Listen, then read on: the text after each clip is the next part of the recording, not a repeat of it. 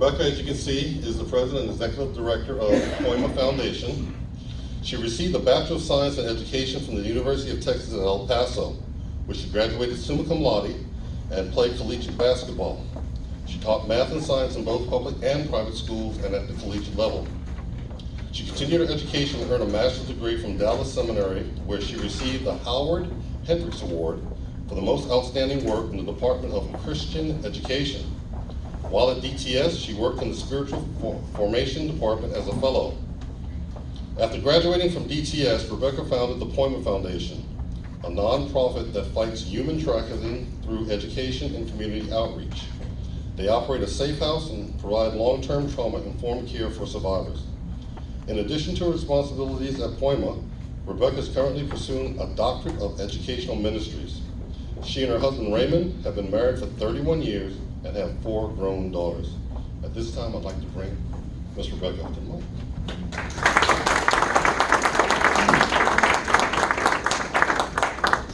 He's my new best friend because he said I'm young. I'm a young lady. Did y'all hear that? I'm not that young anymore. In fact, I'm going to be a grandmother. I'm going to be a grandmother in September. It's so weird. But thank you. I'm really excited. It's nice to see some familiar faces in the room. You know, I've been a Rockwall resident for 32 years or something like that since I got married and moved to the area. So I'm really grateful for the opportunity to be here tonight. I want to introduce a couple of my team members that are here. So Rod Vestal is Vice President and Director of Operations with Poiema. Rod and I go way back. It's all his fault Poiema exists because back in 2012, we'd been on a mission trip together to China, and then he asked me to join the team. At the time, he was a missions pastor at Lake Point Church, had been there almost 17 years, and said that he wanted to start an anti-trafficking ministry under the umbrella of child advocacy, and would I be on his team? And I played sports my whole life. I'm all about teamwork. So I show up to the meeting, and it's Pastor Rod at an empty table, and I'm like, I must be early. I don't see the team. There was no team. So basically, I left that meeting thinking, I think he wants me to start a ministry, not him. So be careful when you get invitations to serve. But no, I'm so grateful. Honestly, it was an honor. I have such respect for him. He's a man of integrity, a great man of God, and I'm really humbled that God brought him back. You know, long story short, we started the anti-ministry, trafficking ministry at the church, and after a year of really diving into research and finding gaps in coverage and what needs to be done, I realized housing is one of the most critical missing pieces for survivors to have long-term trauma-informed care. We have a woman in our safe house. We're going on 2 years since we've known her, and she's just now in a safe place. She's just now not having a suicide attempt. She's just now trusting us. But it's taken us 2 years to build that relationship. So housing is critical, and when I realized we needed to open a safe house, it's when I stepped out and started the Poiema Foundation. So that's kind of how we got started. We've grown tremendously, and I'm going to talk a little bit more about our mission and what we do. I'm going to have some pretty hard stories. I'm going to tell you 4 or 5 local Rockwall stories about trafficking that have happened right here in our backyard. But this is normally an hour presentation, and I know I have about 30 minutes tonight, so it's going to be condensed. But I want to take time to end with our mission and what we do, what our response is. And so you know what we are doing as a response to the problems you're going to hear. So bear with me. It might be hard in the beginning, but when we get to the end, you'll hear really we're a faith-based organization, really what God is doing through us and through our volunteers.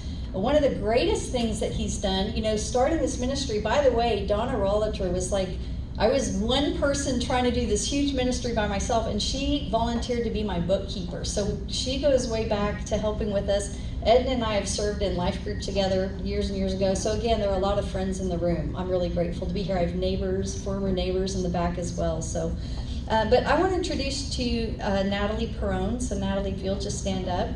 I'm super excited that we have recently hired a new outreach and education director. So I'm passionate about education. You'll probably hear a little bit, which I hate when they read a resume, but I'm an educator. It's what I do. It's how God's wired me. I love being here tonight to educate people, specifically for the purpose of preventing human trafficking, not to scare you or to think there's this horrible problem. But you know, to me, if you don't even know it's happening, how can you even respond or be aware of it?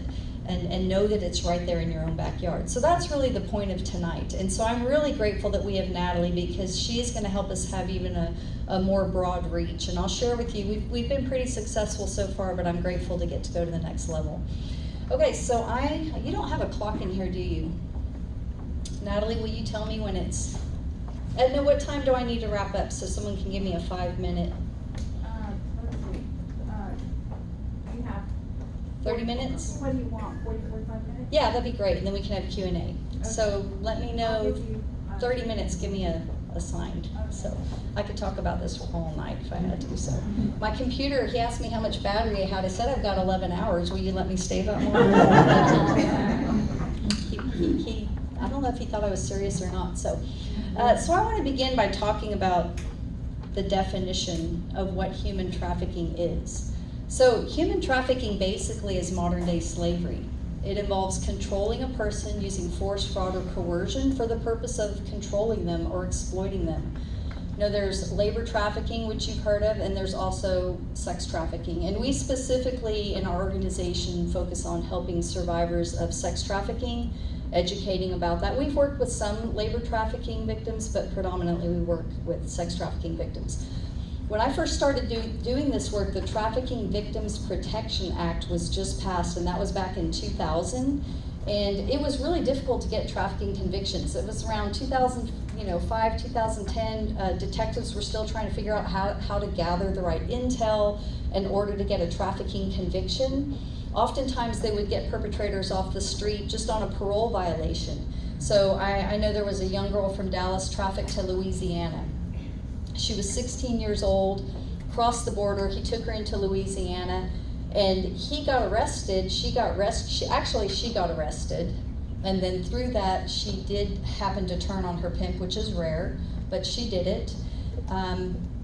The law enforcement was able to bring a case against him. It was a parole violation. It was crossing a border. He had a weapon with him. He had so many bullets. So they were able to, and there were drugs. So he had a pretty heavy charge against him just based on that. So they didn't even bring a human trafficking conviction, because if they did, that 16-year-old girl would have to go on the stand and testify.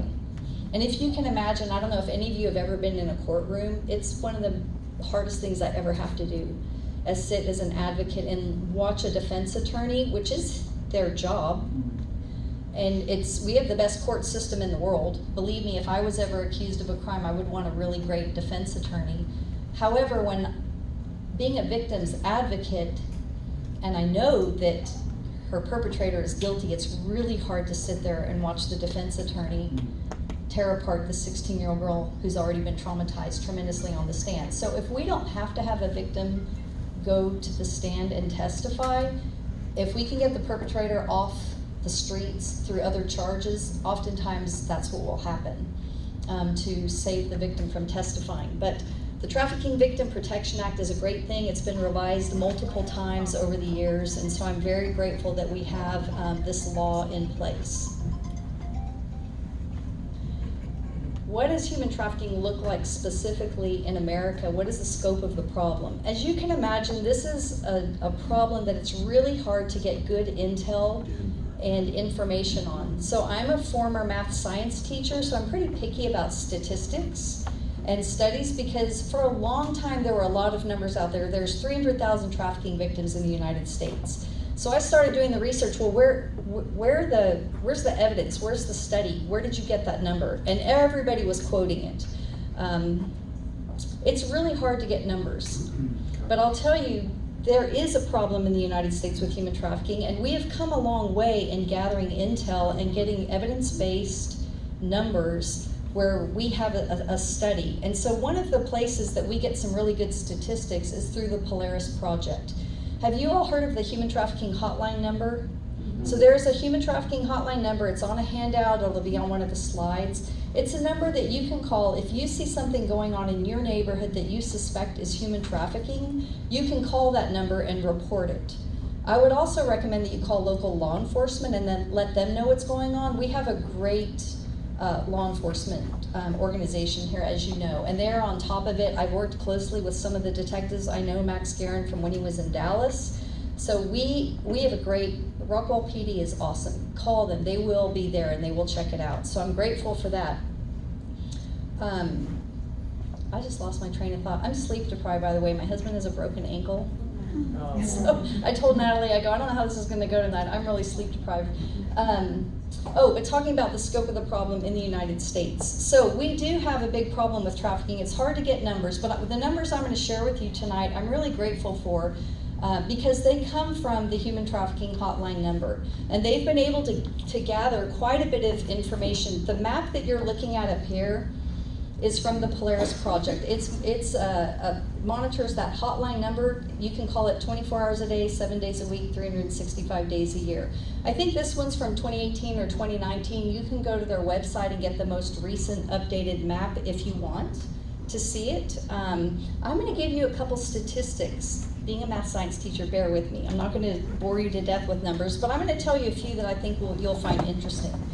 In 2020, the effects of the pandemic really impacted human trafficking. As you can probably imagine, it's not rocket science to figure that out.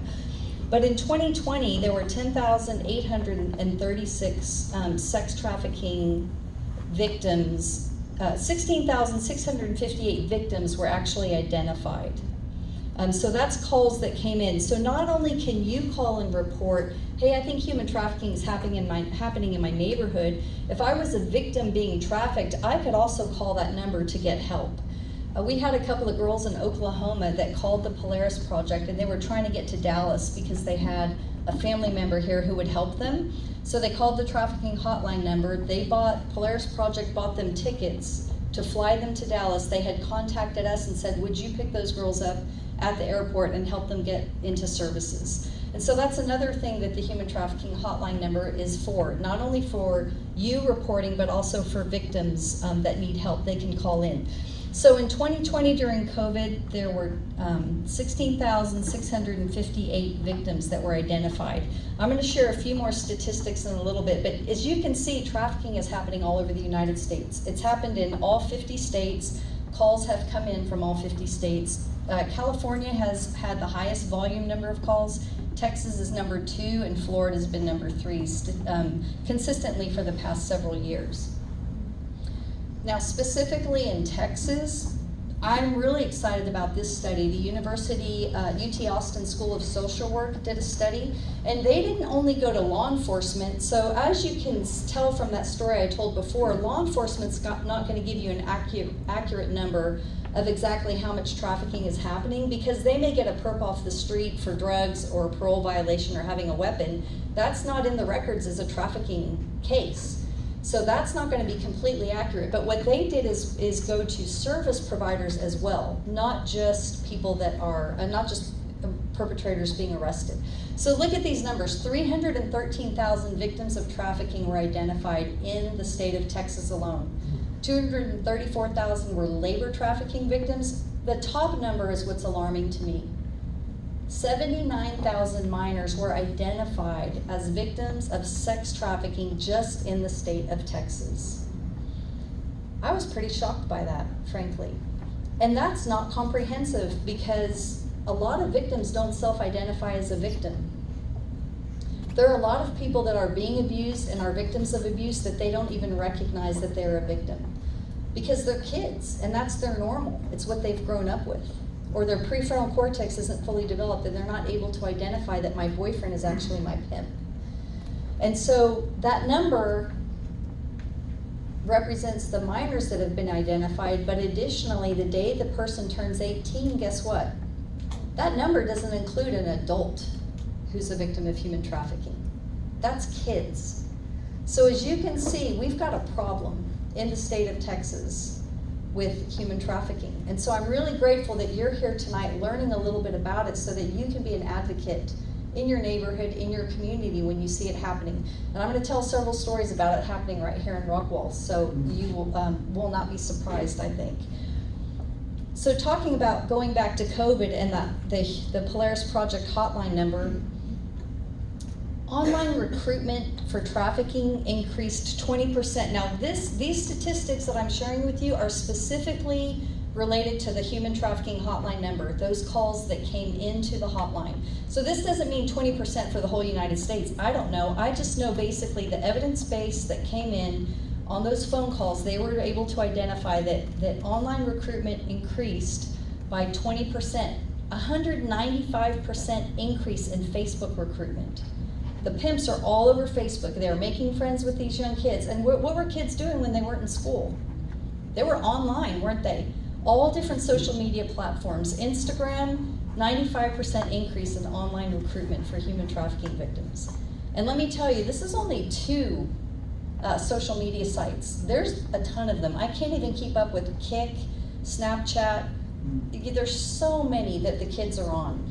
And the kids are smart, they know how to hide them on their phones, just, and we do actually, you may want to have Tony Godwin come and speak sometime. He talks about internet safety, and he teaches kids and parents about internet safety and what that looks like. So we definitely saw an increase. Something sad to me that also speaks to the pandemic and the effects of the pandemic is the increase in familial trafficking. There was a 47% increase in the number of victims that were identified from the Polaris Project hotline number that were actually trafficked by their family members. And I was kind of shocked about the number of cases of familial trafficking. The first 5 women in our safe house were actually victims of familial trafficking. It was either biological family, adoptive family, foster family, but they were all victims of the people that were supposed to be protecting them. And so unfortunately during COVID, we did see quite an increase in familial trafficking. In 2020, there were 2,500 victims where they were, we don't always know the answer of how a victim gets recruited into trafficking. But from those victims that they identified through the Polaris Project, there were 2,500 victims. They were able to find out how they were recruited. 42% were trafficked by their own family. 39%, it was basically through an intimate partner or a marriage proposal. And I can tell you that's one of the most common ways. You hear about the white van driving up. My kids used to call them creeper vans. It's saying, don't talk to anybody, don't talk to strangers, don't go. They call them creeper vans. But, some girls, like Natalie, worked directly with victim services. She said she knows of one case where there was a girl who was actually kidnapped. But we hear those stories a lot, don't we? When Taken came out, I heard that all the time. But I'm going to tell you, the majority of the victims that we have helped were not kidnapped. They were coerced away through a relationship, through a promise of better life, through promise of marriage, through promise to be loved. So we're going to talk a little bit more about what recruitment looks like when we get to the victims and how they recruit. But unfortunately, it's I heard someone say it's sickening. It is. However, I'll share a story with you later. I may share it. It's a pretty tough story about why the family member was trafficking their daughter. And so I think oftentimes it's easy for us to judge, but until we've been in that situation where I can't pay rent, I don't have any money, I'm going to be evicted for a 5th time, my husband is in jail, and I'm a single mom supporting 3 children, and I have no other option. So I start selling myself, and then I start selling my oldest daughter. She's working together with me. And we had a girl in our safe house when she was 12. This is her story. And when she was 12 or 13, they said, we're going to get evicted. You've got to come to the streets and help us. So it's easy for us to judge parents, but I've not walked in those shoes. And sometimes they're just desperate measures that people step into the familial trafficking situation. So I do want to share that because, we want to have a heart to share Christ as a faith-based organization and also help these parents get in a better position so they don't feel like that's their only option that they have. So who are the victims? Who are these kids that are being trafficked? 79,000 minors in the state of Texas. So I taught in an inner city school in the Barrios in South El Paso. I've taught youth for a long time. I was in education for a lot of years working with mostly middle school kids, which the average age a kid gets trafficked is anywhere between 12, 13, 14 years old. So I remember thinking, well, if there's that many kids being trafficked, why didn't I see one? Is that number inflated? And honestly, it's because I wasn't educated. I didn't really know what to look for. And so one of the key vulnerability factors, and I'm gonna share these vulnerability factors with you. Most of the victims that we have helped have multiple vulnerability factors. They could just have one, but usually they have multiple. And the first one is their age. There's a reason perpetrators prey on children and teenagers and adolescents. And it's because their prefrontal cortex doesn't fully develop till they're 25, and they are so easy to deceive. And they are so easy. Do you remember the definition, force, fraud, and coercion? It's very easy to do that with a child. It's easy to do it with a young adult. It's easy to do it with a person in a vulnerable situation. Somebody who lost their job during COVID and has no way to pay the bills. Trafficking increased because there were people out there promising them hope and help. So age is a big factor. Unfortunately, that often happens through boyfriends, and we'll talk a little bit more about that. Mental illness, so here's where I want to share a story about a young girl that was trafficked in Rockwall. I was called by, there was a 26-year-old young lady. She actually was from Ohio, got on a bus and came down to Rockwall because she had a girl she went to high school with who lived here. Took me about 3 or 4 times in meeting this young woman to recognize there was something. I think because of my education background, I recognized something wasn't connecting. Like, she's very smart, she's very articulate, but there was just something a little bit off. And so it took me several times with meeting with her. The way I met her is she was actually walking down Ridge Road, dragging a suitcase behind her. And somebody drove by and who had been actually to one of our trainings and thought, something is not adding up, something doesn't look right. So they pulled over and said, do you need help? And she goes, yeah, actually I do. I'm getting away from my boyfriend. And they said, well, why don't you get in the car, and which I don't recommend, by the way, but this person said, I will take you to the church. The church that this person attended was having support groups meet that evening. So they said, I'll take you to the church, they can help you there. So took this person to the church, dropped her off, walked her to the counseling center. Counseling support groups were meeting that night. The counseling director from that church called me and said, hey, I think we've got a situation here. And through hearing this young girl's story, they called in a detective, they called in Helping Hands, got her a voucher, put her up in the Rockwall Inn. It used to be called something else, I don't know. Anyway, put her up in a hotel for the night and then called me to go and meet with her. So I began listening to this young lady's story. She was picked up by a guy at the bus station. So here, I think she had Asperger's or autism. There was just something that wasn't quite connecting. She was 26-year-old chronologically, but mentally there was a little bit of a disconnect, but it was really subtle. It was hard to pick up on. So as I met with her, she was telling me her story. She got to the bus stop. By the way, the perpetrators hang out there looking for just such a person, walking around, kind of looking lost. She didn't have a plan. She knew her friend lived over in the Pleasant Grove area, didn't have a plan of how she would get there, and so this guy said, hey, do you need a ride? Do you need help? You can hang out with me. You need a place to crash? Yeah, I really do. Thank you so much for helping me. So do you see how the knight in shining armor steps in and let me tell you, this guy's charming. He's promising all these things about how he's going to help her and telling her, you're so pretty. You know, maybe nobody in her life ever told her that before. She had a mom that had multiple different husbands. I mean, she had brokenness in her family. She had a lot of those vulnerability factors there. Well, let me tell you, this young lady was living with her pimp in Rockwall, 2 doors down from First Baptist Church. Actually, he was living with his mother. He didn't even have his own house or his own car. He borrowed his mother's car to take her on calls. And on Sunday morning, guess where they were? They walked to church, and they would be in the pew on Sunday morning at First Baptist Church. So how many times do we think that we're sitting in church, very charming man, force, fraud, and coercion, great actor, liked in the community, but the guy's a pimp, and he started abusing this young woman. And she was working at Brahms. She was working at Brahms in the morning shift, would eat breakfast there, took a lunch break, went to Taco Casa, walked to Taco Casa, worked there in the afternoon shift. She didn't have a bank account. They paid her on like a debit card and mailed it to this guy's mom's house because that's her address. Guess who got the money? Her pimp. And then in the evening, she walked across the street to the Rockwall Inn. So that was this girl's life. That's right here in Rockwall. So that's one story. Mental illness plays a big role, and I could tell you a ton of stories, but that's one that hits close to home. History of trauma and abuse. There's a young girl, actually, again, trafficked in Rockwall, who was abused from the time she was very young.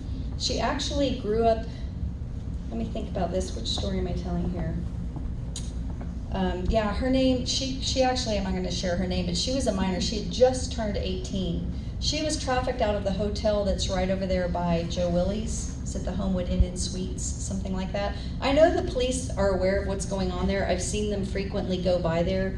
But this young girl, basically 18 years old, she actually was raised in a very dysfunctional home. Her abuse started at a very young age, and she ran away, and this guy picked her up, and they ended up in town. Often they're trafficked, you know, they take them to a different city. She didn't grow up here. But there was so much abuse and dysfunction in her family that she ran away.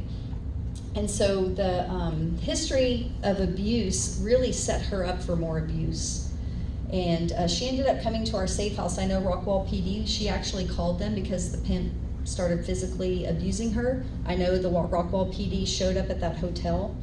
And I've talked with some of the detectives, and she ended up coming to our safe house. So the whole history of abuse really sets people up to be very vulnerable to be trafficked. The first 5 women in our safe house, their abuse started, one girl was adopted by an American service family in the Philippines for the purpose of being trafficked, 3 days old.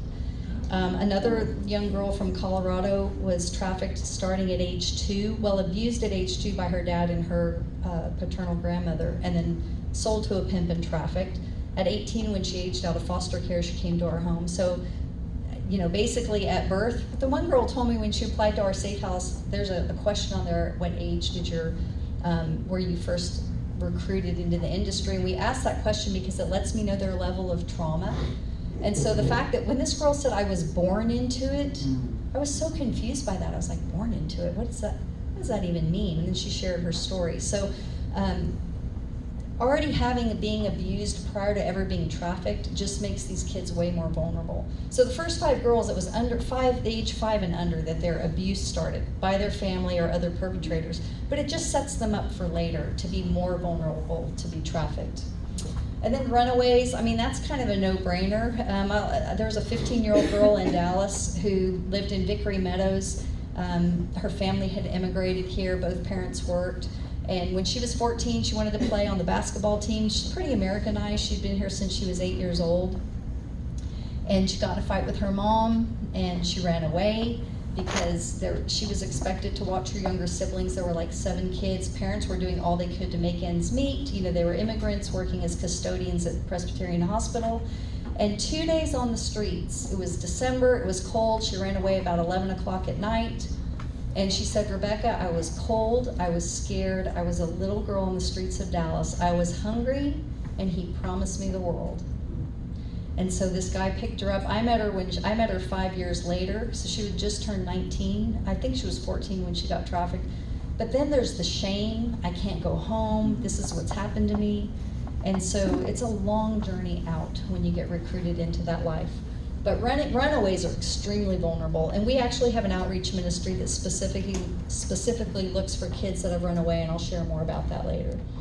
And then family dysfunction or drug use at home. Obviously, all families have some dysfunction. I don't know, your family may not, but I know ours does. You know, we live in a fallen, broken world, so it's not so much that we can prevent dysfunction in the family, but the key here is that the perpetrator discovers what the dysfunction is and uses it to his advantage. And so there's a young girl from Frisco who grew up in a upper middle class family. Stepdad is a pastor, mom is in the corporate world, climbing the corporate ladder. They're a Christian family, they love their daughter, but there is a daddy wound. So when she was a young girl, her dad got arrested for drugs, he's incarcerated, and now she's 12 years old, and the whole time, she was about 5, I think, when it happened. As she's becoming an adolescent girl, she would ask her mom, well, does daddy miss me? You know, does he want to know who I am? And she has all these questions. And the mother was thinking she was doing the best thing, and I'm not criticizing the mom, but she didn't want her daughter to have communication with the biological father because he wasn't a great guy. You know, he was arrested, he was in jail, he was on drugs, there were issues. And so to protect her, she never let her have communication. But with all of these questions coming up, she starts putting it out there on social media.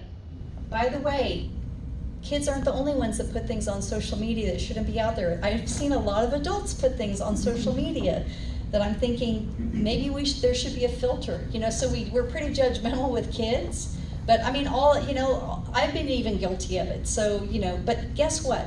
There are so many perpetrators out there looking for just such a person.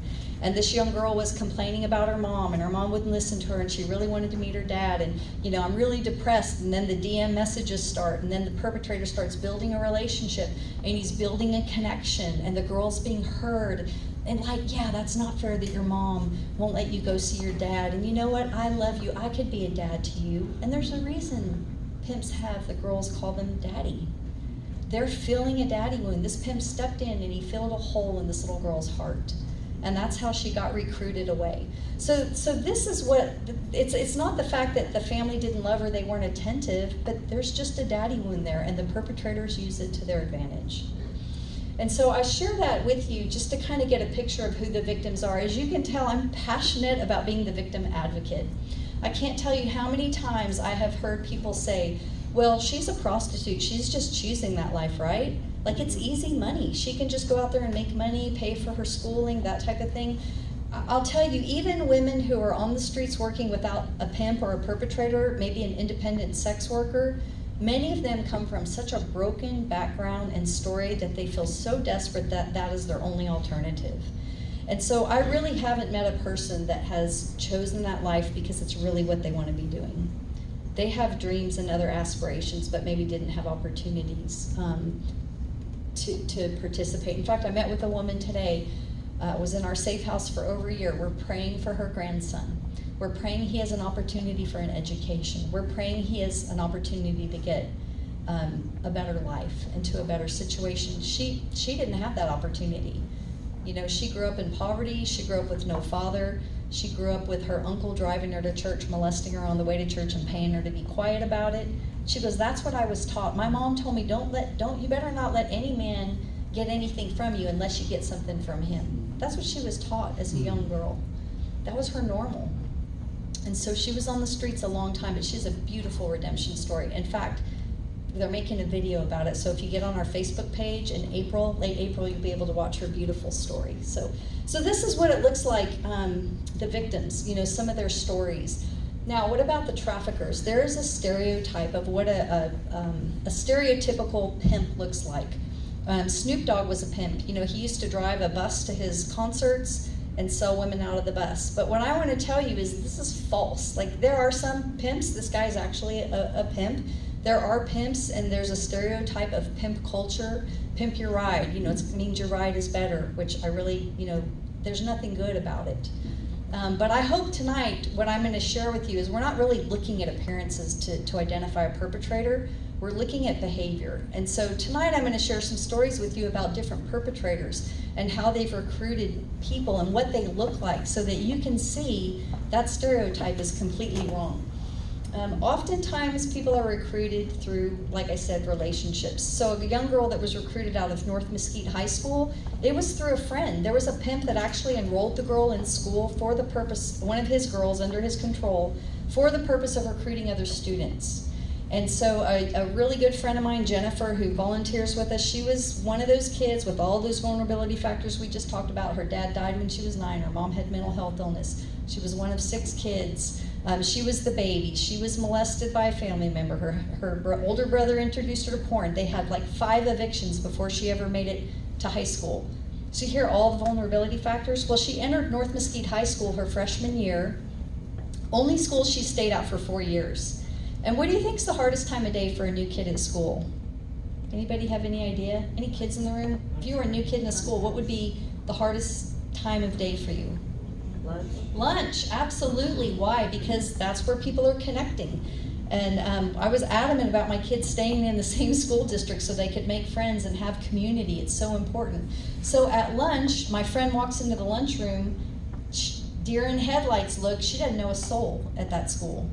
And there's some kids that have gone to school their whole lives. And so this perpetrator saw the deer in headlights look, went over to her and said, hey, come sit at my table. Took about 2 weeks. She was her best friend. They were telling their deepest, darkest secrets. Hey, you ought to come home and meet my daddy. So this girl was actually being trafficked, and they ended up taking this young girl and trafficking her out of a donut shop in Fort Worth. She has a beautiful redemption story. She was able to escape that life. She's married. She has 3 children. She's got a beautiful story, and she often comes and speaks at events for us. But the whole point here is it's through friendships. It's through relationships that recruitment often happens. The traffickers are really smart. We've already talked about familial trafficking. It's a huge problem. Strangers. Here's where I kind of talk a little bit about social media. I'm not going to spend a ton of time on it, but whoa, what did I do? There we go. I'm going to put all these faces up here. So the young girl on the top left, she was actually trafficked at 16. When she was 19, she became a perpetrator and started recruiting other young girls to be trafficked. There was a 15-year-old girl in Allen, Texas, who was putting out there on social media, I don't like my mom, I'm mad at my mom, you know, there's all these rules. And her perpetrator, William Jacobs, the guy next to her, was with her. They went and picked this young girl up, and she ended up getting caught up in human trafficking in that way. And so that was just through social media, a story. But if you look at Kayla Williams, the top left, most people would look at her and not think that she was a perpetrator. But guess what? She's a pimp. She's recruiting other young girls her age into the life. And so she is a perpetrator. This guy down here, Nathan Tatarko, he did three tours in Afghanistan, had a family, married 2 kids, was walking, saw a 14-year-old girl walking over by the mall in the mid-cities area, started to rain, talked her into getting into his car, had sex with her in the back seat. His friend had sex with her, gave her alcohol, drugs, and ended up trafficking her out of strip clubs.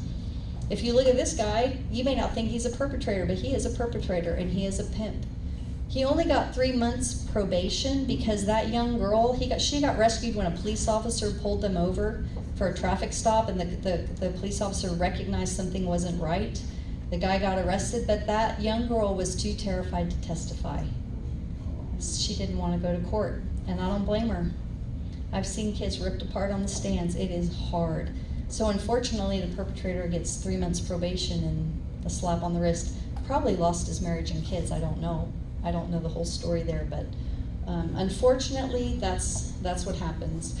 And then boyfriends. The biggest way that we see personally in our ministry so far, the highest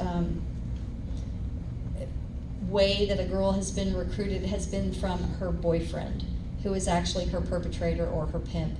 And sometimes it takes years for the light bulb to go on for them to recognize that their boyfriend is actually their pimp. We had a young girl that got picked up at 18. I met her when she was 25, and her pimp kept saying, we're gonna travel the world, we're gonna have all this, you just need to do this for a little while. We just need some money, you need to help me pay rent. She had gotten kicked out of her house at 18. She was 25, exhausted, suicidal on the street, saying, he kept telling me it wouldn't be that long. He kept telling me I don't have to do this for that long. He kept telling me that he loves me and that we're gonna travel the world. He kept telling her the lie, and finally she couldn't do it anymore. Wanted to kill herself, but she didn't. She ended up coming to our safe house and getting into another program. So these are what the traffickers look like. The recruitment process, it's a lot like domestic violence. You know, there are bonds and trauma bonds that form. People will often ask, why don't they ask for help? We had a girl who just aged out of foster care in Colorado come to our program, and she kept saying, I gotta get back to work full-time soon. And I said, tell me more about that. And she said, they're gonna kill my little sister if I don't. So this guy had told her that she would kill her little sister. So there is a bond there. And that there's violence, there's emotional violence, coercion, isolation. They'll move them to other cities. So all of these factors play into why a victim doesn't wanna ask for help. Remember, we talked about force, fraud, and coercion. That's an example of what that looks like. And so often victims don't identify as a victim, or they're too scared to even ask for help. Trauma bonds make it very difficult for victims to be identified. Most of the times, they don't even identify that they're a victim, but if you can think about law enforcement rescuing a girl, we had a young girl down in the South Fort Worth area that basically the marshals were there doing surveillance. This girl's like 14 years old. They got eyes on the hotel, they knew where she was, they broke the door down, they rescued her. Guess what she was doing? Cussing them out, spitting on them, defending her trafficker, They have disjointed memories. They can't even tell you what happened to them because they dissociated and they don't remember what happened to them. Well, a lot of times people think they're lying. If you're not trauma informed as a law enforcement and you're frustrated, hey, I'm trying to help you, why are you fighting me? But if it's because they're gonna kill my little sister if I tell you anything, or they're gonna kill me, or they're gonna kill my grandmother. So trauma bonds make it really difficult. Or that's my boyfriend and I love him. He's shown me love like nobody in my life ever has. I'm not going to turn on my boyfriend. And so trauma bonds are really, really challenging when you're trying to help victims. The reason we have human trafficking is because of money. Supply and demand. There are people willing to buy people for sex. And by the way, boys are also victims of trafficking. We can talk a little bit more about that. I'll stay afterwards. We primarily have helped young girls and women, but it does happen to boys as well. But if you look at some of the numbers, like this is Hortensia Medilis. Remember we talked about stereotypes of pimps? She was the matriarch of a familial trafficking ring for like 20 years. She had 15 relatives under her doing it down in the Houston area, nieces, aunts, cousins, all of her kids helping recruit and run these 2 cantinas. She made $1.6 million in just over a year, and she'd been doing it for 20 years. So part of the reason we have trafficking is because of money, simple finances. The porn industry also drives the human trafficking. Eventually porn doesn't satisfy. And by the way, men and women are addicted to porn. It's about 40% women, 60% men. It's becoming more and more of a problem with women as well. But there is a lot of money to be made in trafficking. I'm going to share this because oftentimes we get people come to the organization that want to volunteer that don't like men. It's either because they've been abused by men, they're survivors of abuse. But I want to tell you, our organization is for men. We love men, and we have seen some amazing righteous men. Like when Rod came on board, I was so excited. I have 2 or 3 men on my board now. It used to be all women. But we're seeing more warriors and men step into this fight. Men, white middle-aged American men are driving the sex industry worldwide. They have the means, the ability, and that's from a ICE agent who did a training, who did a training for us and has traveled the world and studied human trafficking and worked in this industry. But it grieves my heart that men are driving this industry, but I also know that men can step up and be part of the solution. And so I share this picture with you. There was a sting that went on with the help of Rockwall Sheriff, County Sheriff, and some other agencies. They put 2 ads online for 15-year-old girls to be purchased. These 8 men answered that ad. Obviously it was a sting, but they came to Rockwall County looking to have sex with a teenage girl. Their ages ranged from like 21 up into the 60s. I think one of these kids went to school with my daughter. I share these faces because we need to pray for these men. Porn has such a control over men and women, and eventually porn doesn't satisfy, and the next step is to step out and buy women. There's a great video, an I Am Second video by Nate Larkin. He has an organization called the Samson Society, and he was a pastor trying to fight human trafficking, developed a porn addiction, and started buying women. Beautiful redemption story, because now he has a ministry to men who are addicted to sex or addicted to pornography. It is a sin that people don't want to talk about, even the church. We will address drug addicts, we will address alcoholism, we have support groups for that, but guess what? If it's sex, there's so much shame associated with it, people will not ask for help. And we live in a sex-saturated society. What our young people can see online with one click, it's why we've got a problem. And so I don't show you these faces to shame these men, but to pray for them. We need to come alongside men and help them, and pray for them, and hold them, be an accountability person, and love them, and don't shame them when they share their story. So that's, this is the human trafficking hotline number. You can make reports if you see it happening in your community. I know it happened over in the Shores. There was a home in the Shores. My babysitter, I lived in the Shores 25 years. My babysitter lived next door to a house where there was a pimp that rented it. I see some people shaking their head that no, and he had women. He was selling out of that house. In our neighborhood right here, they're there because you don't think they are. They are hidden in plain sight. But when you start looking, cars coming and going through all hours of the night, multiple women living in the home, The types of cars that come, like, you can begin to see some of the signs. Call the police and let them know. They'll drive by and do an investigation just to do a well check. So you can also call the human hotline number. I'm going to take just a few minutes to talk about our mission, and then we'll do Q&A if you guys have some questions. So the word Poiema comes from Ephesians 2:10. We're a faith-based organization. It means God's handiwork or God's workmanship. For we are God's handiwork, created in Christ Jesus for good works, which God prepared in advance for us to do. We have 4 pillars. We really have 3. Our mission this year is to open a 4th, but we educate, we engage the community through our outreach, which I'll explain what that is. We empower survivors in our safe house, and we are hoping to open a young men's discipleship group in a really effort to eradicate trafficking by coming alongside young men, introducing them to Christ, helping them get jobs, helping them get an education so they don't have to resort to selling other people to make a living. So that's one of our responses. We've educated more than 20,000 people about the dangers of human trafficking. We do it in schools, to counselors, to groups like you, Rotary clubs, wherever we get invited. We recently had the Department of Health and Human Services certify our education for healthcare providers according to House Bill 2059. So we're now able to offer education for healthcare providers for their licensure requirements.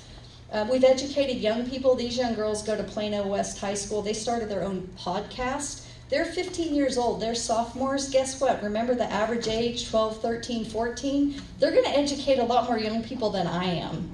I'm a grandmother. Like, those young kids don't want to listen to me, but they're going to listen to these young girls. So I love it when we get to educate kids, because then it just multiplies exponentially the reach for education.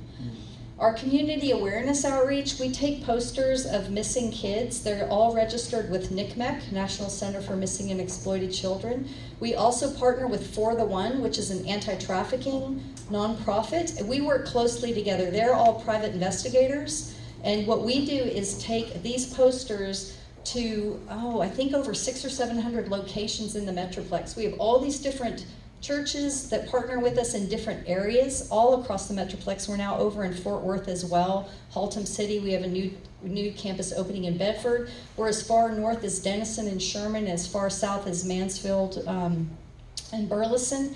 And we've even extended into Oklahoma, where we're going to be opening a new partnership there, and even in South Carolina. And so all of our volunteers, we have more than 600 active volunteers that help us take these posters into the community. From this, we've had 327 minors recovered. 179 were victims of sexual exploitation or human trafficking. So I'm really excited about this ministry that we have. In fact, Natalie, as a teenager, served with our outreach ministry, and now here she is, a young woman who's in this industry fighting and being a voice. And so that's just the impact of serving on outreach. You learn a lot getting into your own community. The first Saturday of the month is when our Rockwall team goes out. If you're interested in going one time, just to learn more about it, you can get in touch with me. We empower survivors through our safe house. Our safe house was donated, fully paid for, fully furnished. I couldn't believe it. Fully paid for, fully furnished. When the lady said she would give me the house for free, I asked my husband, what do I need to ask her? He's like, how much does she owe on the note? Who's going to pay the insurance and taxes? And so I asked her, and she said, paid in full. Don't you love those words Jesus gave us? So basically, she gave us a home. And then it took me about a year to raise money. Then we were able to hire staff and open the home. So we have this beautiful little house. We really rely on volunteers from churches. They come in and help us, one, put a garden in. This is a Girl Scout troop that built a little patio area where the survivors, we don't let them smoke in the house, but they can smoke in the backyard. And we've got teams that come in and paint for us, do repairs for us. It's just been so amazing to be loved by the community. We do art therapy with the girls, equestrian therapy. We've gotten girls service dogs that live in the safe house. It's just been really such a blessing. We've helped more than 75 survivors, and about 25 of those have actually lived in our home and received daily services. My big exciting news, one of the huge projects Rod's been working on, is we are adding 4 bedrooms and 4 bathrooms and a living area, a whole new addition and wing to our safe house. And we hope to break ground in a couple of weeks. Within a couple of weeks, God provided the finances we needed for this addition. And so we're really, really grateful. That was pre-pandemic, so with prices that have gone up, you know, it's like lumber's really expensive right now, but we trust that God is going to provide everything we need in order to do this. I'm going to close by letting you listen to a 2-minute poem that a resident in our safe house wrote. She's going to read it to you. This is a young girl. The story that I told you, a single girl who was about 12 years old that had a dad in jail and a mom that had been evicted multiple times, and she and her older daughter were working the streets, and then it was this girl's turn. So she was on the streets, and she worked on the same corner every day, and what I love about this story is a man is the one that helped her get out of it. So she was on the corner, a car pulls up, and what do you think she's thinking? The gentleman rolls the window down, and she's getting ready to negotiate with him. And he said, you know, I know what you're doing is really hard, and if you ever need help, call me and I will help you. And he wrote his phone number down and gave it to her. And after multiple really difficult situations, which I'm not going to share with you, but you can imagine a little girl on the streets, it was really hard. She was desperate, and she called that phone number, and he came and picked her up and took her to a shelter. She ended up getting into a program, and then she ended up transferring to our safe house, going to college. Beautiful story, but she's going to read a poem that she wrote.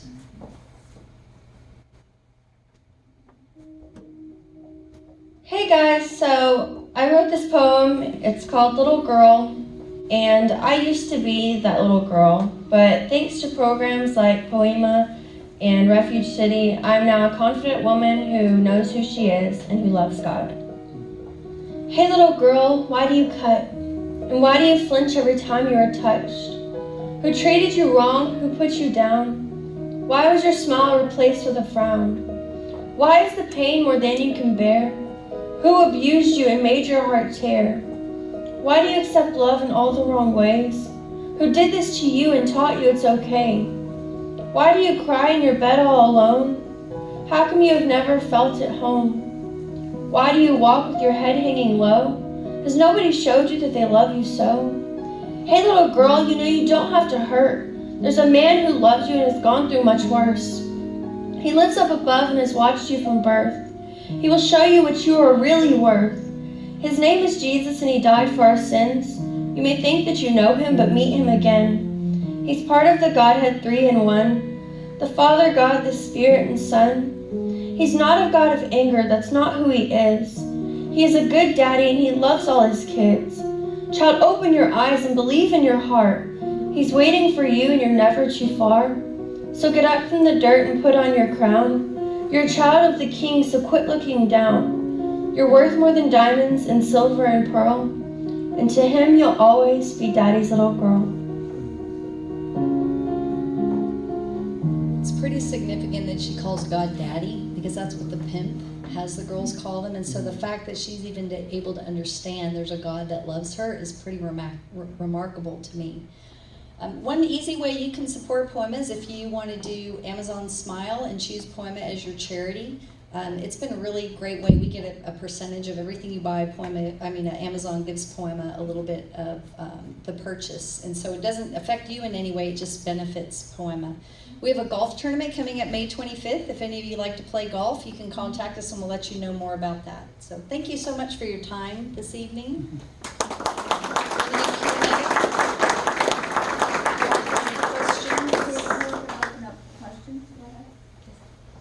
So one thing you didn't say up there is immigration. Right now with the Ukrainian-Russian conflict, a lot of people don't realize Ukrainians get trafficked all the time. And the immigration barrier, the freedom and things that they're promised multiple things. You didn't mention it, but immigration and those conflicts. That's a great question. I didn't mention it because, in fact, I was specifically told Natalie, I'm not going to mention that tonight because that could take a whole hour. But I'll let you know, I have a Cameroonian refugee who lives with me in my home. And the reason she lives with me is I was introduced to her through refugee services, and she immigrated here. Immigrants are highly, highly vulnerable to be trafficked. They don't know the language, they don't know how the system works. We took her under our wing, we showed her how to use the bus system. Guess where the perpetrators are? Out there looking exactly for those people that need help. Internationally, so I've done work in China, I've done work in India. India is horrific. I mean, I could speak about international trafficking for a whole hour. It is a huge problem. When I was in India, they thought that it was a foreign problem. They thought it was happening in Bangladesh and in Pakistan and these neighboring countries, and that they were bringing women from those countries into India. But guess what? 200 girls a day go missing in India. I work with Project Rescue, who's an anti-trafficking ministry in India. So yeah, human trafficking is a problem all across the world. So thank you for mentioning that. I was trying to keep it local, but absolutely, yeah. Any other questions? Yes, sir. Talk about sex trafficking. This is something you don't hear a lot about. On that sex trafficking that you got your statistics on, how many of them are male? Yeah, that's a good question. So I recently went to if you go to the Polaris Project, I don't know if they have male and female. I'm pretty sure they have male and female statistics on there. There are more and more. Part of the problem was in the beginning, males that were trafficking victims were not identified as trafficking victims. So the LGBTQ population is a huge population where we see males being trafficked. But when police were picking them up, they didn't recognize that they were actually being trafficked. There were other barriers. But the more law enforcement gets trained to recognize that, I recently went to a training that Dallas Vice did, and the detective was talking specifically about that. They're seeing more and more boys on the street. Many of them maybe they've come out and identified as a different gender or whatever. They get kicked out of the house, and they're on the streets. Some of them are actually, many of the stories I heard, they were actually being trafficked by family members. There's a certain part of Dallas, if I take you down there and you go left down the street, this way it's women, and if you go right this way it's boys and men. And so it is a problem. Statistically, there are way more women and girls being trafficked. There's a great ministry called Ranch Hand Rescue in Denton, and they are specifically a home for minor boys who have been trafficked, and they're usually full. There's only one other home that I knew of that was in, I can't remember what state, South Carolina, Wisconsin. I can't remember another state that had opened a home for trafficked boys, but there are not a lot of resources available for them.